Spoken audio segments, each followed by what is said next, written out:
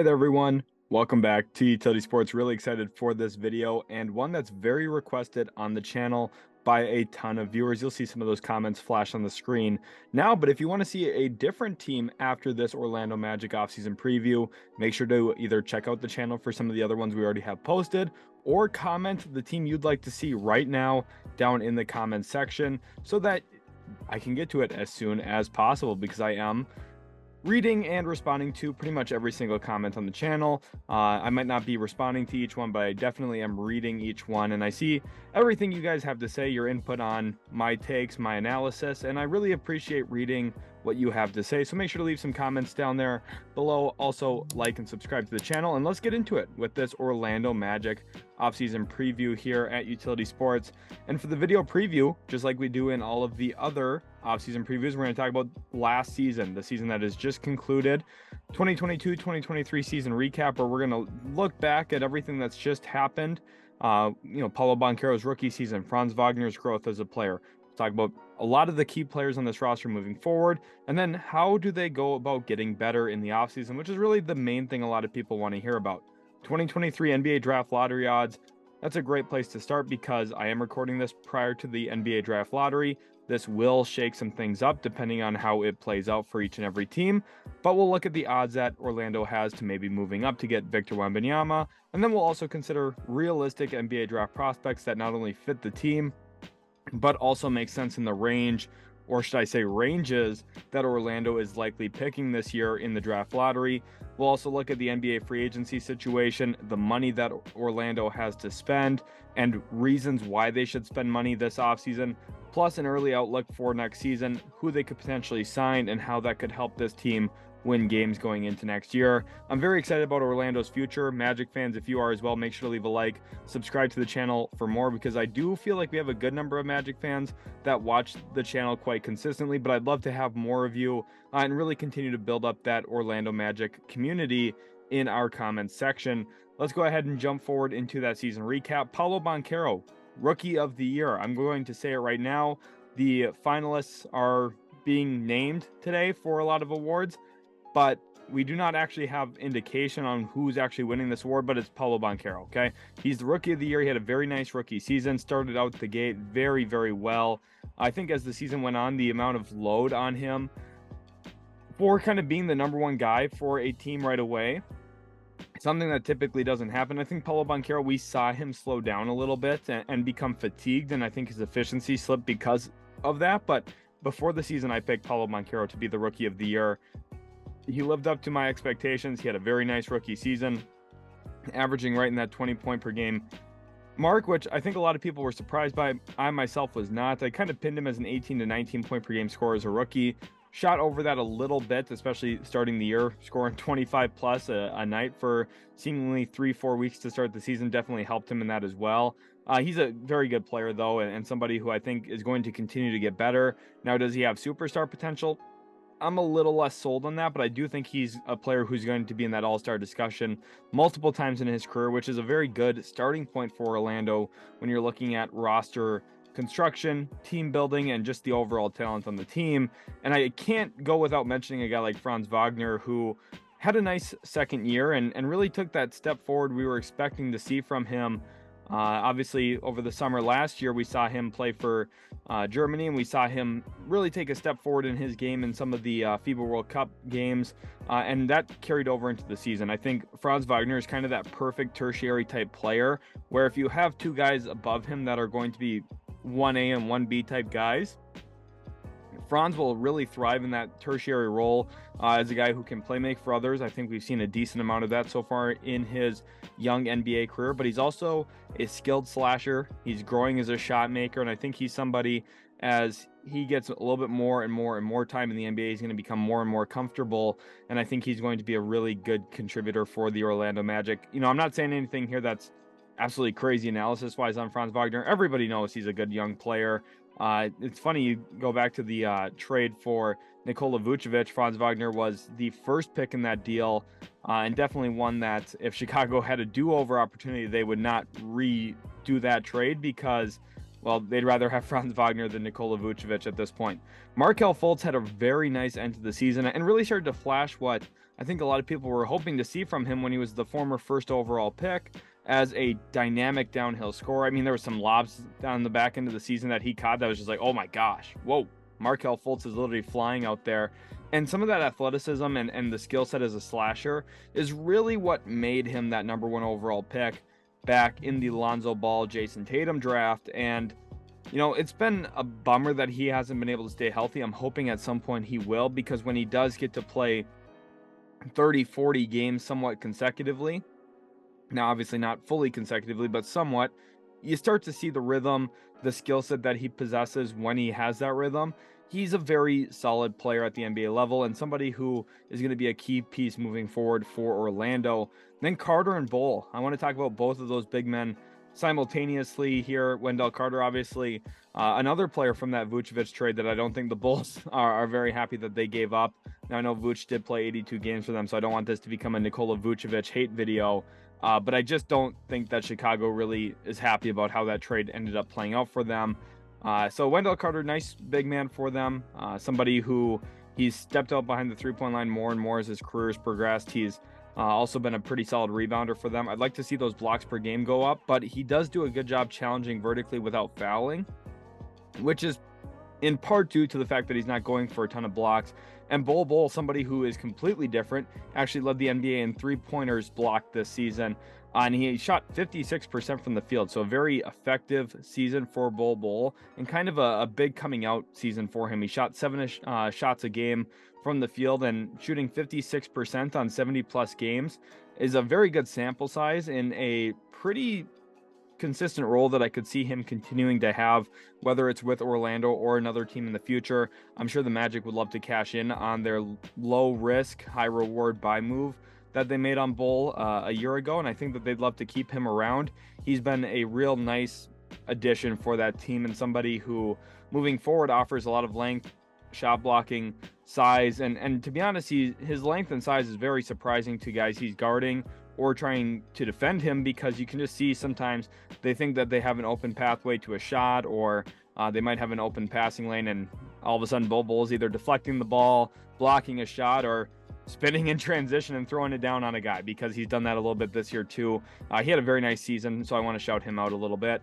Cole Anthony had kind of a career-saving type season, shot over 45% from the field this year, and for his career was sub 41% coming into the season. So it was a very good year for him, specifically with his efficiency. I think playing next to two wings like Paulo Banchero, Franz Wagner opened up the floor quite a bit for him. He found himself in a better setting for him to effectively score the basketball. So I think Cole Anthony definitely has saved the role that he's going to play in his NBA career. It's not like he was going to fall out of the league, but I'm saying, you know, can he be a consistent bench scorer for a team? And this year, I think he really flashed that is something he's going to become capable of. So a very nice year from him. And it was a part of the success that Orlando started to find toward the back end of the season. Jalen Suggs, I think, took a step forward this year as well. Of course, the first 2 years, I would say, are diminished returns for what the expectation was for him coming out of Gonzaga. But I still think that the skill set's there to be a disruptive combo guard who can impact winning. I just think the one issue with Orlando, there's not enough floor spacing around this team to really find as much success as you would love to see. And I think Jalen Suggs is somebody that if you do put him next to some more floor spacing, you think back to what he played with in either high school next to a big man like Chet Holmgren at Minnehaha Academy in Minnesota, obviously elite floor spacing for a high school team. And then you also consider in Gonzaga what he was playing with. You know, he had a guy like Corey Kispert there really spacing the floor, one of the better gravity shooters in college at that time. So I think that's one thing that Orlando is really lacking, which we'll talk about the shooting quite a bit more later on this year, or in this video, excuse me, from this season. Gary Harris was one of the bright spots, shot well above 40% from three this year. And to me, I think Gary Harris is a player that, you know, I was very impressed with how he performed for Orlando this season.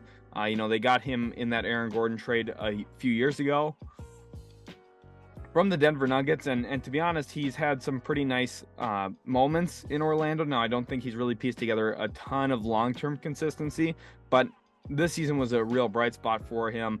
And I think realistically, when you look at this team, the big question for Jamal Mosley and the Magic moving forward is how do they put the ball in the hoop a little bit more? And to be honest, this is going to sound kind of stupid and very, common sense. But the reason that they don't score a lot is they don't have a lot of guys who can score a lot. They don't have a lot of guys who put the ball in the basket very well. And what I mean by that is you look at the role players on this team, the guys like Michael Carter-Williams, for example, somebody who isn't a scoring type role player, which is fine. But let's say we get a couple shooters in there, and I think it's going to open up the floor. I think it's going to make Paulo, Franz, Fultz, Cole Anthony, Jalen Suggs all more efficient. But it's also just going to add good individual scorers who shoot the ball well from the field. That's going to help this team as well in terms of their offensive rating and their points per game. Again, they ranked bottom 5 in both of those categories this year. So I'd like to see them add some more scoring types, which we'll talk about how they do a little bit later on. Then we'll look at the NBA draft lottery odds, where you see where Orlando's currently at. 6th best odds in this year's draft when it comes to landing Victor Wembanyama at a 9% chance to land the first overall pick. And you see those odds actually go up to move up to 2, 3, or 4 to a point where the Magic have nearly a 40% chance to be picking in the top 4, which is really, really good for this team and could be very beneficial for adding some premier talent to this roster, or maybe a high-end trade chip, depending on where they exactly fall into the draft. But let's not forget, with Chicago losing in the play-in game, they also have the rights to another first-round pick. Now, the issue with this one, it is top 4 protected. So the odds that Chicago could potentially stick in the top 4 is around 4.5% or so. Because of that, if you're a Magic fan, or it's actually a little bit higher, around 8% or so. If you're a Magic fan, you're hoping, well, Chicago better not win the lottery this year. And secondly, well, we're probably picking around that number 12, maybe 11 mark. It depends on really what happens. If a team like, OKC moves up, it could help Chicago as well. With where they're currently sitting, though, you see Chicago is likely to land in that 12 spot. And they also have a 7% chance to be picking 13, dependent on if, say, Toronto or New Orleans were to jump up in the lottery as well. But Orlando, 2 lottery picks likely this year. One of them could be very, very high potentially. And I think they're in a very good spot moving forward, which leads me into my next point here of round 1 targets, guys that I like to add to this team. And let's start with their own pick. Remember, this is under the assumption that they do not win the lottery and get the first overall pick, which I think obviously everyone knows that the clear and obvious answer would be Victor Wembanyama. If they moved up to 2nd, clearly the answer would be Scoot Henderson for me. Amen Thompson's not a terrible player either, but I think he's one of the more clunky fits in the draft when it comes to how does he help space the floor for this team. And I think that with Orlando having an approach of, hey, we have 2 lottery picks this year, there's a really smart way to go about team building in this sense. If you move up to, say, pick 4 or pick 3 and a guy like Brandon Miller's there, that becomes an obvious selection for you because he's already somebody who will fit perfectly into what you've already constructed. He's another lengthy wing who can handle and shoot the basketball. And that's really the biggest thing, is he is a good floor spacer and somebody who's been able to knock down shots off the dribble for Alabama. He becomes a clear and obvious target for Orlando if they do move up into the top 4. Ausar Thompson, somebody who there's going to be some divide on whether or not Magic fans want him. His shooting track record has been rather inconsistent, playing in a lesser league for the Overtime Elite program. But he has shown improvement there. Now, am I buying into all of that? No, but he's very, very athletic. He's going to be a great cutter, a phenomenal slasher with the ball in his hands, and somebody who I think does grow into a very nice NBA player, specifically with some really great defensive traits that could make him a very, very special player on that end of the floor. Anthony Black, somebody I like as well, very good playmaker. I think he would help organize this team offensively, give them another lengthy guard, which is something that they don't have a ton of right now. I know that this is a very lengthy team in general, Obviously, Franz, Paulo, Bull, Carter, those, are just some of the names that accumulate to that length. You could also go to like a Jonathan Isaac, Chuma Okeke, but I'm not really going to count him into this too much for long-term consideration. But Anthony Black's more of a guard-type playmaker who can really get others involved. I think he'd instantly become the best passer on this team on day one of his career, which is saying a lot because Orlando does have some guys who can really pass the ball. I think Paulo, Franz, both good passers as well. But I do think Anthony Black has that, next level when it comes to feel, instincts as a distributor. I think he's very, very solid. Jarace Walker, a shooting four-man, and him and Taylor Hendricks, those two guys for me, like it's about talent with that first pick. You want to get somebody who's good, and that gives you somebody who's either a legitimate trade chip down the road or somebody who is a very, very nice build-around player. And that's what I opted to look at for their own selection. And as you could tell with that Bulls pick, that's when we really start to look at shot making and scoring, and specifically three-point shooting. Gradey Dick shot above 40% from three this year for Kansas. We have a scouting profile up on the channel about him. I really like his game. He's a skilled shooter, can also step into the mid-range area. At 6'8", he fits exactly what Orlando wants to do with the length on the floor. Now, do I still think he's going to be a little bit of a target on the defensive end? Yeah, probably, but I still think he's somebody who could help this Magic team specifically with the spacing. A gravity shooter would go a long way in Orlando, which is also why I included some other movement, scoring, shooting types.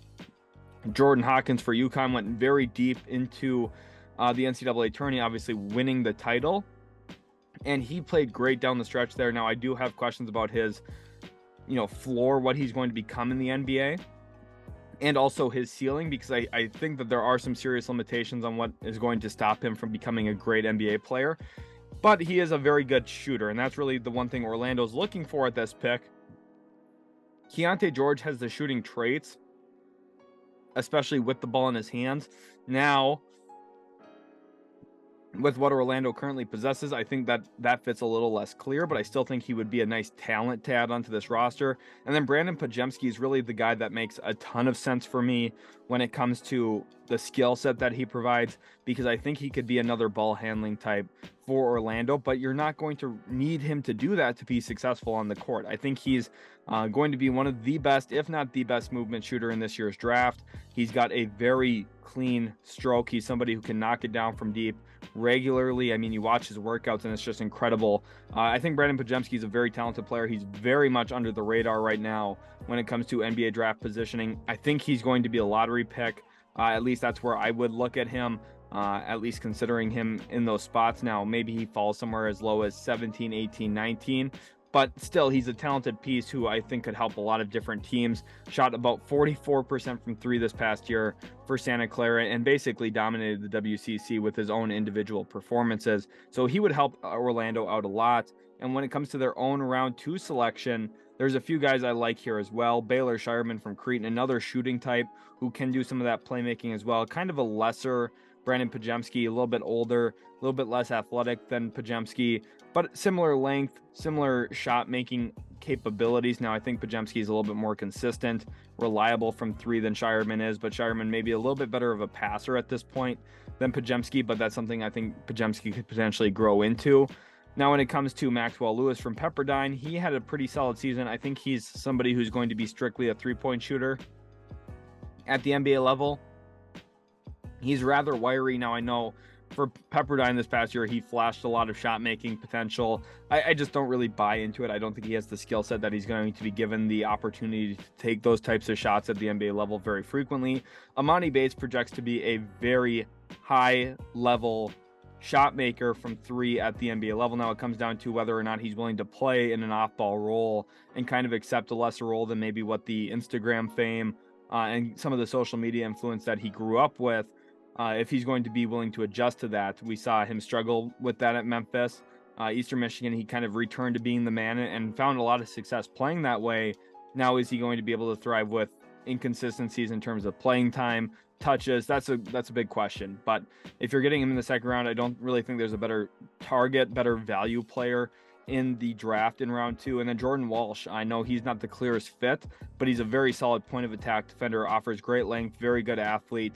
I know Orlando fans are maybe rolling their eyes at this because trust me, I know you guys do not need more athletes or length. You need players who can actually put the ball in the hoop. I completely understand it. And for a team that really struggled this year when it comes to shooting the basketball, I completely get everything that is a concern for this team when it comes to outside perimeter play and just the ability to put the ball in the hoop. Jordan Walsh doesn't really help you with that, but he does long-term help you limit the other team's scoring, because I do think there is some questions about how this team is going to specifically limit perimeter players from scoring the basketball, especially with some of the questions we have around Jonathan Isaac right now. And then we look at free agency, and I think that Orlando is going to be backing up the Brinks truck this year for someone in free agency who we're going to talk about here in just a little bit. But they do have around $55 million in practical cap space, which is a very, very large amount of money to add to a very young team that by the end of the year, we started to believe that this team could make some serious noise at some point in the near future when it comes to play-in appearances, maybe a postseason berth, and a team that maybe could play a little bit of upset early in their young guys' careers as well. You have to like the direction that Orlando is heading in. Plus, on top of that $55 million, they also have the non-taxpayer mid-level exception. They have the biannual exception as well, which is around $4.8-ish million a year, which could help guarantee you a player who would likely otherwise sign for a veteran minimum somewhere else. Now, we don't see that a ton, but we did see Daniil House sign that last year for Philadelphia. And this offseason makes a lot of sense for Orlando to go out and really explore free agents, because with the new CBA, the way that bird rights are going to work and how important it is to get guys locked in with the way that the new tax is set up, Orlando, this is one of their opportunities before Franz Wagner gets an extension, before Paulo Banchero gets an extension, before they have to lock into some of these other players, to get good, meaningful players on the roster. And by the time that it comes to re-signing those players and giving extensions to your young guys, you've already earned those bird rights on them, and you can keep the players you want long-term and really go about team building in that way of internal progression, plus good players right now that you think will long-term fit next to your star young players. And I think there's some good options out there. The headliner is going to be point guard Fred Van Vleet from the Toronto Raptors, who this year had some really memorable games for the team north of the border. And I think, Orlando, there was a lot of buzz about him as a potential free agent option. Prior to the trade deadline, there was rumors about him possibly being a guy that they traded for. Now, I think Orlando's probably happy that they didn't, because they still have the leverage to go sign him this offseason in free agency. I know Toronto would like to keep him, but with the way that Toronto season ended, the money that Fred Van Vleet might want, Toronto might get a little outpriced here by the Orlando Magic, and it might come in an overpay. Now, the one question is, did Markelle Fultz play at the end of the season discourage or maybe even dissuade Orlando from targeting a Fred Van Vleet? And that's possible, but I do think Van Vleet would be a very, very good addition to this team, because he's a very stout perimeter defender. Despite real limitations when it comes to size for his position, he's got very active hands. He's one of the best strip down guys in the NBA when it comes to ripping the ball away from bigger players. He's very adept at getting into the passing lanes, despite not a plus wingspan, not plus size for the position. So I think he's someone who's very smart. He's willing to step in and take a charge. Obviously learned a lot from Kyle Lowry. Now, the last time a Toronto point guard signed with a Florida team, it hasn't really panned out super well in terms of the money that guy's making. Kyle Lowry has been overpaid by the Miami Heat, clearly. Orlando might be in a similar position, but they do have more young players on their roster. They've got their young core in place, plus 2 lottery picks likely this year. So Orlando's in a spot where if they go out and overpay, it's not really crippling to their team building, because they've got so much young talent on the roster. Now you're looking to complement that with veterans, and I think Van Vleet fits that well. Gary Trent Jr., another Toronto Raptor that could make some sense. And this is more of the route of maybe we do see them dissuaded from signing a point guard based on how Markelle played to end the season. And that's where Gary Trent Jr. would make some sense too. He's another player who gets very, very active defensively with his hands. He almost sometimes jeopardizes his defensive positioning, trying to poke the basketball loose, get some pickpocket steals in, and he does a very good job of it, always Seemingly him and Fred Van Vleet and OG Anunoby for the Raptors are always top 5 to top 10 in steals each and every year. And Gary Trent Jr., I think, would help this team defensively on the perimeter, especially with the amount of length that Orlando could present behind him. It almost emboldens and empowers his willingness to maybe go out and get some steals. And then we're looking at some guys that could get the full mid-level exception around that $11.5 million a year mark. Max Strus from the Miami Heat could make some sense as a floor spacer. Malik Beasley, he has a team option this year with the Lakers around $15 million. And, you might be saying, well, why would the Lakers decline that team option? Well, if they wanted a pathway to cap space to sign Kyrie Irving, that would be one step that they would have to take to get there, which maybe opens Malik Beasley back up on the market. Now, I could see it very possible that the Lakers keep Beasley, and then you can just, roll over that and say, well,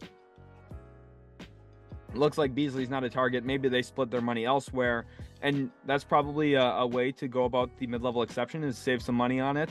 Don't give out the full mid-level, and you cut it in half or something and give Seth Curry $6 million a year, $7 million a year to come in, be a veteran, be somebody who can handle the ball a little bit. But most specifically, he's a very dangerous three-point shooter, always has been, always will be. You're not the brother of the best shooter of all time, and you're not going to be a great shooter. I mean, Seth Curry's fantastic from behind the arc. And then Wesley Matthews. This is a player who I think would have to sign on the biannual exception to land in Orlando. Clearly, he's been an important piece for Milwaukee over the last few years with their title aspirations again this season. I think Matthews could have some important playoff performances for Milwaukee, depending on the situation. And I think more than likely he would sign elsewhere on the veterans minimum, looking to win.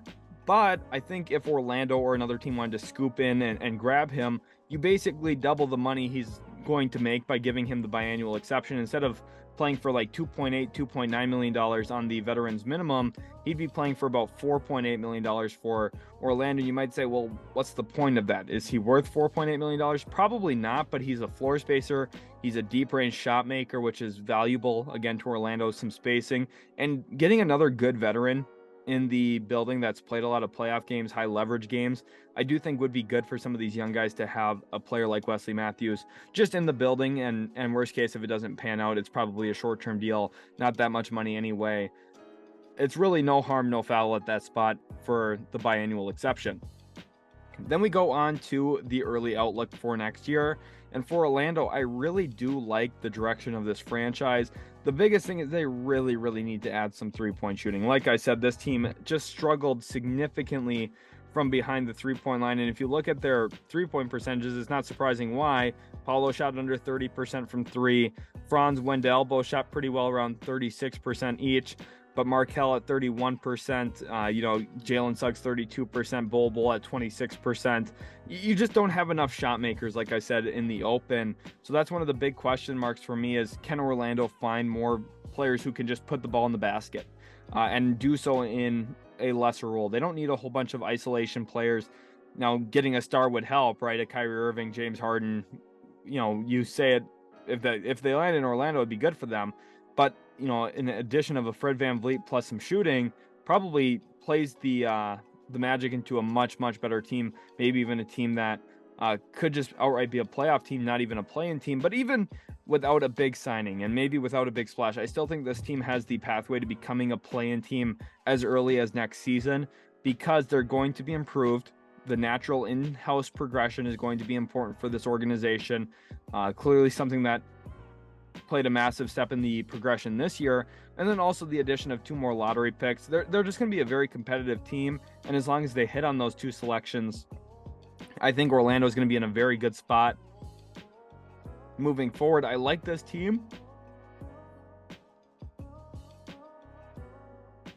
I think that they're going to be potentially dangerous in the next couple of years. It's just about finding the right pieces, and who knows, if they luck into the lottery, get Victor Wembanyama first overall, that goes a long way in really helping this team continue to build. Thank you all so much for watching. I really do hope you enjoyed this Orlando Magic offseason preview. It was a lot of fun to record.